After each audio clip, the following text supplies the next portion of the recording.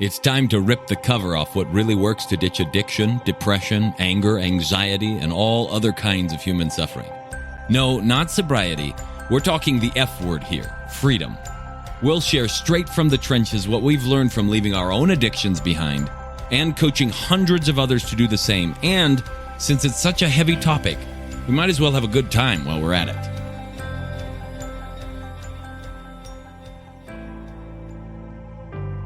Welcome back to the Alive and Free podcast. Today, I want to talk more about your brain. I promised you that last week, and I want to follow through with it. And I want to talk specifically around the human senses, namely the 9 human senses. Yes, you heard that right. Did he say 9? Are you sure? Are you listening to this? Did Bob just say 9 human senses? I thought there were only 5 human senses. Well, guess what? Where did you get that information? Somebody told you, didn't they? And then you verified it in your experience and you're like, oh yeah, this is the sense of touch. Before you knew that, you were already feeling things and you didn't know to call it the sense of touch, but someone told you there was 5 senses. And who was that person? Were they the knower of all things? Is that who they were?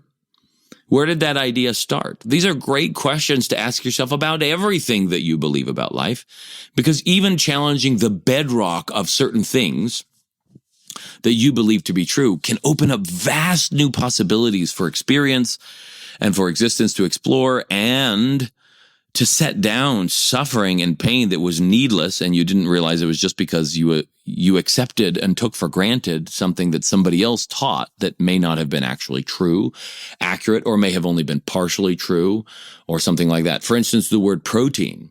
The word protein didn't show up really until the mid-1800s, with some German scientists proposed that that was what food was made of, and that's where we got all of our energy and stuff. But then when he himself went and did some other experiments and some other things trying to look for these things called proteins, and he didn't find them in food as some constituent particle. He found some other things, and so that kind of gave way to different thought processes around it. And then somewhere later on, 1907, I think, people had to convened a way of like getting rid of the idea of proteids and these other things and ended up with the modern definition of protein as a basic building block of organic matter. But before the 1800s, there were people that still were existent and they didn't call it proteins.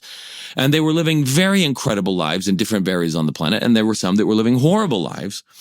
And the people living incredible lives weren't sitting there busy, worried about whether they were getting proteins and carbohydrates and whatnot. You've just inherited that nomenclature and that language, and so it's assumed that it's the case. But what does the word protein mean? It means like the first basic principle. And then science figured out that proteins are made of amino acids, so proteins actually aren't the first principle anymore. Proto meaning first, right? And then in or een being the thing that is first or having the quality of being first. And atoms are smaller than those, and cells and so on. And so proteins are way up the chain from those things, but the name stuck. And so we have this thing called protein, meaning the building blocks are the first things, but they're not even the first things. And guess what? Amino acids that you think, oh no, I need to get all these amino acids from food are basically built of like nitrogen, hydrogen, oxygen, and carbon. And that's about it. I mean, there's some other things that kind of get attached to them, but like those are the basic building blocks. And those are things you can get from the air. So when people are like, but I need to eat my protein. Are you kidding me? Really? Really? Like the animals that you eat. Oh, their protein. Where did they get their protein? The gorillas that are munching on leaves 9 hours a day? You know, where are they getting their protein? Well, no, they get their protein from bugs. Cool. But I need B12. I need to get B12. And so I got to eat meat. Really? Where did the animal get its B12? Right? It's like bacterial poop or something. And it's coming from plants and it's coming from other things. Like you poop B12 because your own gut makes it. Your body makes water. It doesn't have to necessarily drink water as much as you think because it makes water as a byproduct of amino acids getting hooked up together. In other words, there's a lot of stuff about your body and your life that goes on that you haven't even questioned yet. And here's where I deeply respect science, is because really good scientists keep coming up with clearer and clearer questions. And because of their clarity of questions, they are looking and finding things that they wouldn't have found any other way. It's time that you started questioning and thinking about and considering things, including this thing called how many senses do you have? So we know there are at least 5 senses. What's a sense first? The word sense means to, in a sense, feel, right? That's all it means. Something that is being in some way, shape, or form.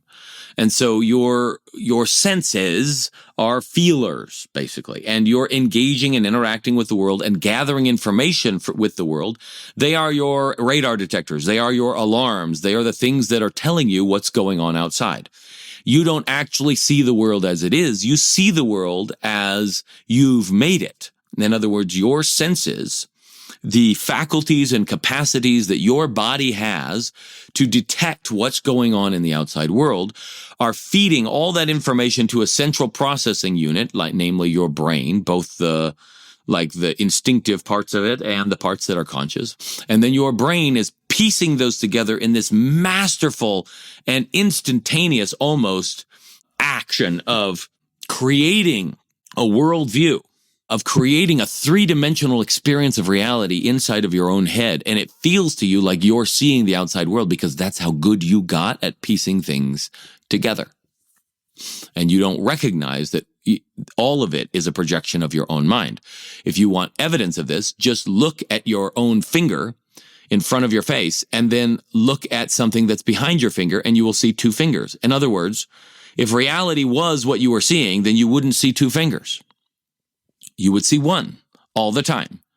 But you don't see reality as it is. Your eyes pick up different angles of light, and then your brain pieces them together. And depending on how they're focused and how the muscles inside the eyes are acting and the way the retina receives it, yada, yada, yada, your brain pieces together as best it can a picture of what's going on. But that picture can be deceived. Otherwise, mentalists and magicians wouldn't be able to take your money for a good show.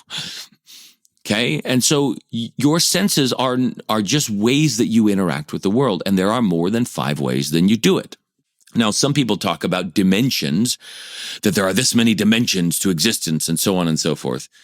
Dimension is interesting because the word means that which comes from the mind. In other words, reality might not have dimensions. A person that is really messed up has dementia, meaning they've kind of lost their mind, or lost control of it, or access to it in some way, shape, or form, or lost its capacity to function. But dimensions are the same thing. And what if your senses are different dimensions, or different facets, or aspects, or ways that you just interact with the world? So there's 5 that you know of. There is seeing, smelling, and there's taste, touch, and then there is hearing, sound, right? And so those are the 5, and those we don't need any explanation of necessarily. I'm fairly certain that you know what I mean by that. And some people may have developed their sight more than other people. Some have developed their smell more than other people. Some their taste buds more than other people. Taste and smell are inextricably kind of intertwined, and you have different taste buds and olfactory nerves in different areas so that your body knows whether something's inside your mouth or not inside your mouth, and so on. And so as a result, it gives the body a different experience of it. In other words, the taste buds are sensing something outside and telling the body, oh, this is coming, and preparing the body for it or not. So you have these 5 senses, and they operate in a certain way, and they send all their information to your central processing unit. But you have other senses, and so far, scientists have found, if I piece it together well, a prominent neuroscientist says 8. I would tell you it's 9 because she doesn't list one of the ones that has been found with some other research, so I'm going to give you all 9 here. One of them is a sense of balance. In other words, a sense of understanding whether you're up or down. You notice that doesn't have to do with vision. You can see something upside down or right side up and whatnot, but that's not what tells you whether or not you're balanced and facing upward. Some of that has to do with what's going on inside of your inner ear in terms of balance. But I would suggest that what it's detecting is the acceleration or the pressure that is being placed on the velocity of your blood cells and the stuff inside of your body. In other words, you're accelerating at sea level at 9.8 meters per second squared or something like that toward the planet. If all of a sudden I turn you sideways, then the direction in which the cells go will change, and eventually, and that will feel like I'm not upright. And then if I turn you upside down, you'll definitely not feel upright. And also the blood will rush to your head because the muscles aren't designed to pump it all the way to your feet upwards. They usually pump downwards that way. And so you'll have a pooling of blood in your head over time. And so what I would suggest to you is that this is a sense of velocity, or you could say balance, but a sense of velocity. In other words, a detection of whether or not you're in movement in one direction or another. Now, if that movement isn't changing very much, then your body will just get used to it and assume that you're not moving. Just like when you start to accelerate in a car, you experience G-forces and thrust in the acceleration of your body. And that is what tells you, hey, I'm moving in this direction. But if you've been going there for a while, your body adapts to it. Now it's going that speed. Now it's not accelerating anymore. And because it's not accelerating, then you don't feel like you're moving in one direction or another one. In other words, it's a detection of acceleration or velocity, which has a direction to it. But maybe acceleration is a better word for it. So that's one of the senses that you have. And that's one way that you interact with the world. It's related in some ways to a sense of proprioception. In other words, proprioception, proprio meaning self, and ception meaning catching, like reception, you catch something, inception, you catch something inside, exception, you catch something out from within, deception, you catch them down from something. In other words, you take them away from it. So this idea of catching something, proprioception is how you catch yourself or see yourself or gather that that's where you are. And it has to do with your positioning in space. In other words, if I extend my arm out in front of me, there's a sense of length of and depth perception of where I am in space. So this three-dimensional space that you create, that's not sight, sound, taste, touch, or smell, or any of that stuff. Your body is grabbing a sense of three-dimensionality from all of those things, but it's got a different sense of that and where your body, its relationship to all of that inside of space. So it's a different sense altogether. And it may be pieced together as a secondary sense from other things, but the whole lengthening and extending of the tendons and knowing where they are in space, dancers, martial artists, athletes of various kinds develop this to a certain extent so that they know exactly how and where they can move stuff. Fighter pilots have to have this, all kinds of people have to have this. So everybody has it to a certain extent. And the more that you have it, the more you're able to navigate spaces and obstacle courses and all kinds of things like that. So proprioception, where you are in space, what your body position is like in space, and how you know things. When I was working with Vladimir, he would have us go through drills and exercises, beautiful ones. Like he would have us walk into a room and like, okay, close your eyes. How many steps are you away from the wall? If you don't know that, then it's an important thing to start to train that. So kind of like cool Jason Bourne training.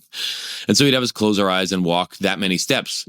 And our body would experience a sense of like, no, there's something near me. Even before we got there, like sound particles, it could be partly sound waves that we're hearing. And so the hearing has changed and it's like we hear something closer, a sense of pressure on the skin, possibly.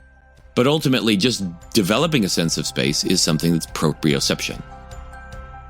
If you or someone you know is looking to drop the F-bomb of freedom in their life, whether that's from past trauma, depression, anxiety, addiction, or any other host of emotional and personal struggles, but they just don't know how or want some help doing it, head on over to thefreedomspecialist.com/feelbetternow and check out some of the things we've got in store for you, or book a call so we can look at your unique situation and get you the help that you're looking for.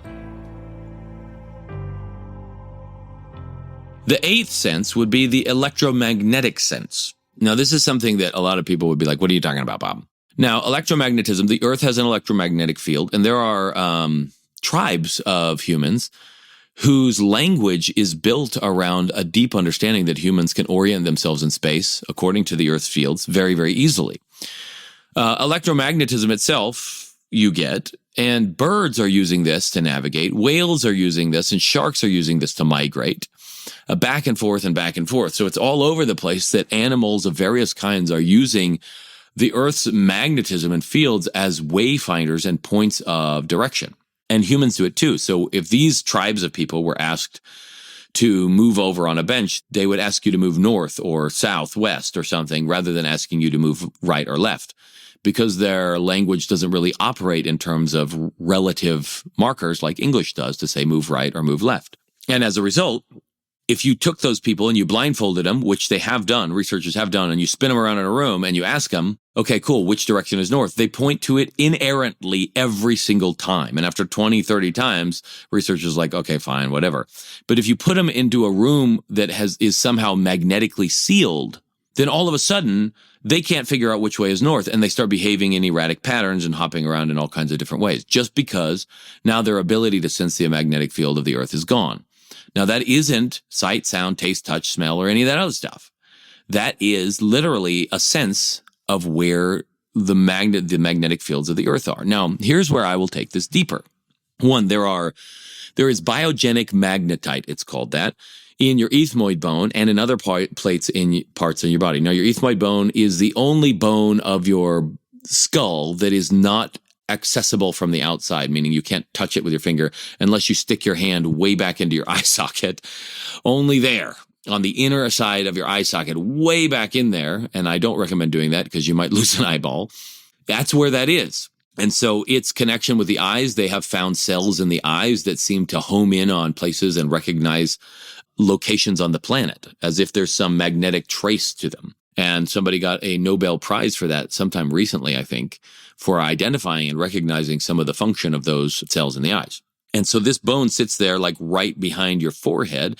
It's the very tip of your spinal column. If you really look at how the vertebrae are set up, the ethmoid bone would be the final and last vertebra. Even though the nerves then splay out into the brain and there's nerve cells everywhere. And it's not really a cord anymore, but a jumbled, like a massive ball of amazing activity. And so you have this right there in your skull. Now, the earth isn't the only thing with a magnetic field. The human heart has an electromagnetic field that exists, that extends anywhere from 8 to 10 feet outside the body, depending on how well they are and what state of mind they're in and what state of being they're in. It extends even farther. So when you walk into a room and you just have a sense that somebody's feeling something, that's not your sense of taste, sight, touch, smell, or anything else. You're literally interacting with their magnetic field. So 20 feet away from somebody, you might be able to pick up on something that's going on with them, and your body might be unconsciously already adapting to it and adjusting for it without you even knowing until you develop your consciousness of this sense. In other words, everybody has these senses, but only some people practice and train the ability to be aware of these senses and then to use them. Now, one of the reasons why equine therapy has been found to be very effective for a lot of people with stress disorders and mood disorders and whatnot is because horses have a much bigger electromagnetic field. So the electromagnetic field of their heart extends some 5 times larger than that of a human. In other words, anywhere around like 40 to 50 feet away from them, you're inside of their heart space. And what's fascinating about a horse's heartbeat is that all of the chambers of the heart are operating in perfect coordination. In other words, what medical science would call coherence. And because of a high degree of coherence, stress hormones start to go down, all of these chaotic rhythms inside of the humans. You're being influenced by the horse's heart just by being in its presence. And as a result, your own worries and fears start to dissipate. It doesn't solve any of the core issues in your life unless you stay around that horse forever. When you go back into your normal life and you start behaving the way you normally do, then all of those patterns will be rebuilt unless you learn skills on your own. But being around horses can help. So can being around so many other things. Forest bathing. There's so much that can do this for you. Human cardiac coherence is something that can be influenced by breath rate. And that's one of the things that we teach at retreats is one way of breathing that brings the human heart into a less chaotic state. Imagine your heart beating, thump, thump, thump, thump, and now add all these stresses, and now it starts almost stuttering like speech. Not that exaggerated, obviously. But the more coherent it is, the more it will work in these synchronous waves, and that means blood won't be getting trapped in certain ways, your heart rate will be more efficient, it will find more rest, and all of these other things. And that has to do with neurological activity in the heart. And that's where your electromagnetic field comes from. So that can be influenced by somebody who's really on point and doesn't have a lot of stress in their system. Just being around them can be a relief. And you've probably found that. That's your electromagnetic sense at work. And if you start paying attention to it, you might actually be able to start to detect things earlier on and use that as one of your human senses. The last one, the 9th sense I'll talk about is interoception. Now, interoception is your ability to feel what is going on inside of you. And I would suggest that this is a catch-all phrase that could have grabbed all of these other things, the one around acceleration, the one around proprioception, and the one around electromagnetism. And so this one might break off into a few more senses as scientists and other people continue to explore. But this is your ability to detect internal tension patterns inside you, pains and sensations of nerves going on inside your skin, tickles and rushes and brushes that aren't you touching the outside world, but literally some sense of things happening inside of your system. Energy healers and Tai Chi people and yogis might talk about it as energy. They might talk about it as chi. They might talk about it as something else. But whatever you want to call it, what they're detecting is some kind of neurological activity and resultant tissue activity inside of their own skin, and that would be called interoception. This is something that is not taught in human life. This is not something that's not schooled. Most of these aren't schooled in school settings, and yet this is where the juice is when it comes to being able to be free of past traumas, of emotional struggles and whatnot. Learning to understand how the body is piecing these things together inside yourself, and then learning the skills to be able to dismantle them so that they stop coming up. That's what we focus on extensively in the retreat settings that we go to, that I have created over time and really honed in so that we can really help the person's body and nervous system understand that they're not stuck, that they actually have another option and they can start to move in that direction and have such an experience that it holds it there inside of them for a good period of time while they're learning the skills to maintain it. So these are the 9 human senses. And I want you to consider that one of the reasons why humans are so stuck emotionally is because they haven't developed the senses that are needed to actually master emotions. No different than like if you weren't aware that there was such a thing as a sense of smell, and then someone brings in iocane powder or something like that, it's an odorless smell, then all of a sudden it controls you and you die. One of the reasons, like when I was doing oil painting in college, a lot of the turpentine and a lot of the solvents, from what I understood at the time, and I could be mistaken on this, but I know, and maybe radon also in homes and stuff, there are natural gas. Like they are some of these gases that are toxic to breathe. They add a smell to them. They add something to these gases so that it sets off your alarm system, your sense of smell inside of you so that humans know to move away from it and smell like something's rotting or smell like something else is going on. And that's just because the sense of smell hasn't been developed enough, and possibly also the sense inside of your system of taste to know whether or not things are going well. Your sense of taste, for instance, you have taste buds all over your body. You have taste buds in your digestive tract, in your rectum. Yes, you're licking your poop all day long. You have taste buds in your spinal column so that it can taste the cerebral spinal fluid. In other words, it's detecting whether it's sour and whether it's going rotten or bad and it needs to be shifted in some way, shape, or form. It's detecting whether it's gone bitter and poisonous and toxic. The taste buds in your system are detection systems, and you might not have developed your sense of taste well enough to be able to know that your body's going south, so they add a little smell to it in order to help you. Otherwise, people would just be accidentally falling over and dying, and nobody would know why it's the case. Well, I would submit to you that your emotional states are happening the same way. Because you haven't detected the internal arena that's going on, your emotions are just happening to you by accident, it seems. It almost seems like they're happening from the outside in some magical display, that you get hit by anger, you get hit by sadness or grief or despair or loneliness or boredom or all these other things, instead of recognizing where they're coming from, how they're being built on the inside. Building that sense is what all of these programs that I've created are around, as well as now learning to retrain them so that by default, your body is producing such a sweet savor and flavor to your life so that you don't need outside things in order to experience well-being. And if you would like our help to do that, if you'd like to come to one of our retreats, go to thefreedomspecialist.com, check out the events page and, sign up for a call, or if you want some coaching or something like that. Bottom line is you already have what you need within you. It's time you learned how to use it. And if you want to figure that out on your own, like I had to, and spend years and tens of thousands of dollars trying to find people and fly all over the place, you can do that. You can experiment on your own. You can do a lot of the trial and error kinds of things I did. It's totally possible. And nobody should tell you otherwise. You don't need anybody else, but you can accelerate how quickly you learn if you go to places where they've learned some things. And I've learned a few things. I'm not the only one on the planet. I won't even pretend to have all the answers, but I've learned a few things. And if what I've been sharing with you over these last few years on this podcast resonates at all, I highly recommend that you come so you can set down the burdens and finally get a chance to live your life without all the suffering, without all the pain, no matter what has happened before, and develop these senses within yourself so that you don't get controlled by what's happening ever again. And that's it for today's Alive and Free podcast. If you enjoyed this show and want some more freedom bombs landing in your earbuds, subscribe right now at wherever you get your podcasts from. And while you're at it, give us a rating and a review. It'll help us keep delivering great stuff to you. Plus, it's just nice to be nice.